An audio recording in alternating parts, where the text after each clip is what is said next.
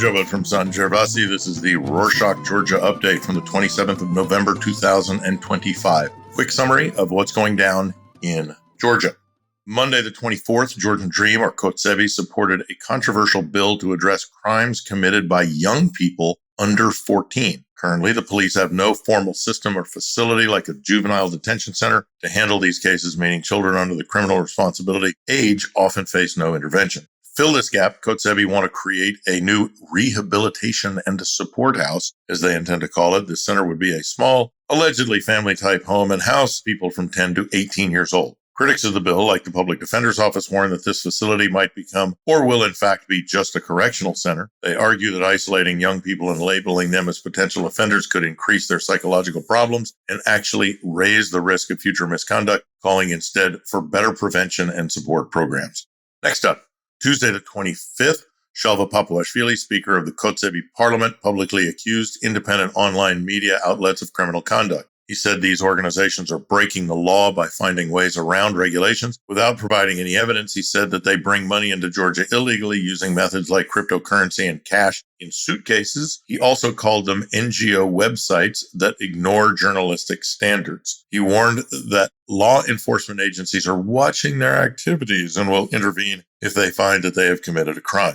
Papuashvili's comments were spread by all the many bot and troll farms, websites, social media channels, and broadcasts on radio and television that the Kotsevi supply with gigantic volumes of cash. In similar news, Georgia's Anti-Corruption Bureau launched an official inquiry targeting an independent online magazine, Indigo. Bureau requested extensive documentation from Indigo regarding every grant agreement it signed after the ruling party passed the law requiring government approval for grants. This request is similar to investigations the Bureau started against other media groups, including the Mtisambebi Project.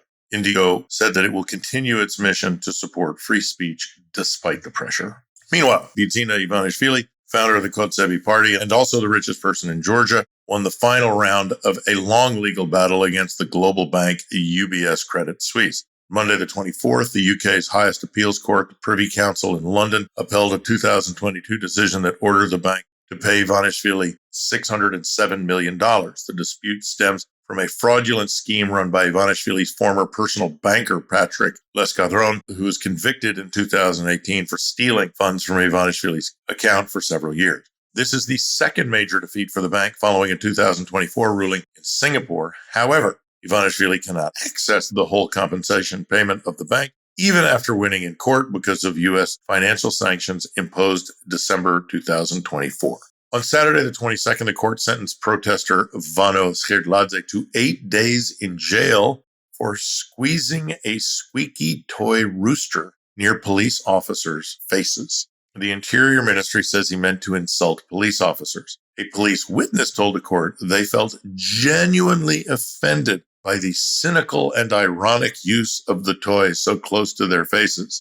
Skhirtladze said that what he did was not an insult, but in fact, performance art, an experiment meant to test the officers' composure. He said some of them passed the test, but some did laugh. Check out Skhirtladze's performance in the show notes. Some unusual news regarding the police. Buckwood International School had a bit of a controversy this week after demonstrators shared a video of officers arriving at a pro-European demonstration, busted up with a minibus clearly marked with the school's logo. Private school, which is a branch of the UK's Buckwood School, quickly issued a statement to clarify the situation, saying the minibus was not theirs and the driver was not their employee. They explained that a third-party transport company handles a small part of the student services and that the school had absolutely no role in organizing transport for the police. In an interview with Radio Free Europe given on Tuesday the 25th, German Ambassador Peter Fischer commented on Georgian-EU relations following the European Commission's expansion report released on the 4th of November. Fischer called the report catastrophic for Georgians who want EU membership. The ambassador stressed that Germany fully agrees with the report's conclusion that under its current policy, Georgia has strayed from the path towards the EU. He warned that Germany and other EU members are now pausing work on Georgia's membership bid because of the actions taken by the Georgian side, including the destruction of the NGO sector, violations of demonstrators' rights, suppression of political parties, and sustained pressure on free media.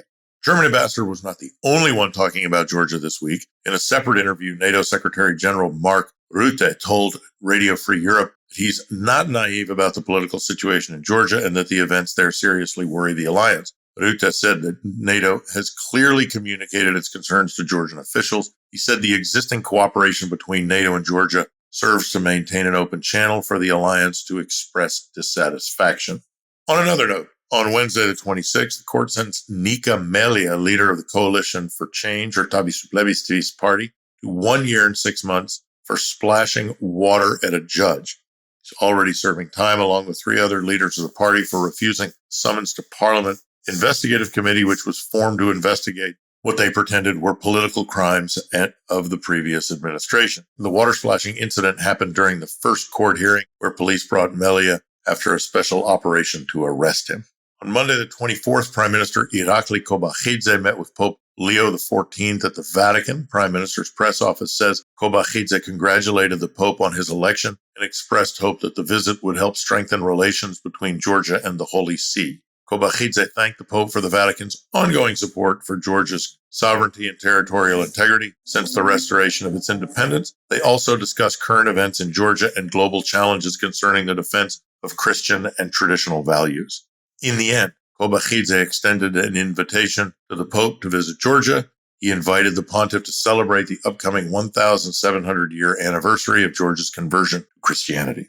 Starting in 2026, Georgia will introduce an official state language exam for non-Georgian speakers who need to demonstrate their language proficiency.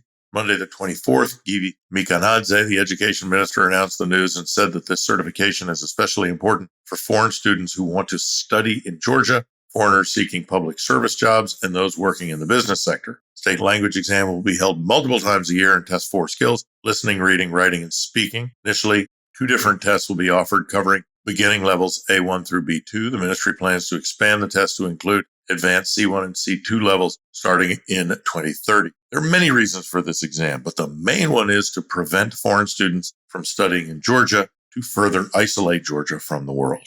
Finishing off this edition with some cultural news, the 26th Tbilisi International Film Festival, which runs from the 1st to the 7th of December, announced its program. Festival opens at the Amidani Cinema with Pietro Marcello's film Duce, and will screen about 40 international films and 30 Georgian films. This year, the festival honors Swiss filmmaker Nikola Vadimov with the Prometheus Lifetime Achievement Award. Jury will select the best Georgian film in 4 categories, and the European Union will sponsor an award for the best depiction of human rights in Georgian cinema. Festival organizers say the state structures canceled their funding, forcing them to host a smaller festival this year. They believe that the funding cut is political because the government opposes the festival's strong independent platform promoting human rights and freedom of expression. Organizers also used the platform to demand the release of prisoners of conscience. Check out the festival's program with the link in the show notes. And that's it for this week. Thank you for joining us. Don't forget that our new very cool t-shirts are out. Set up your personal collection and we'll give you a discount code for your friends, but it gets better. The person who sells the most t-shirts with their discount code will get a free trip to Lisbon in early April. Check the link in the show notes. Nachwandis.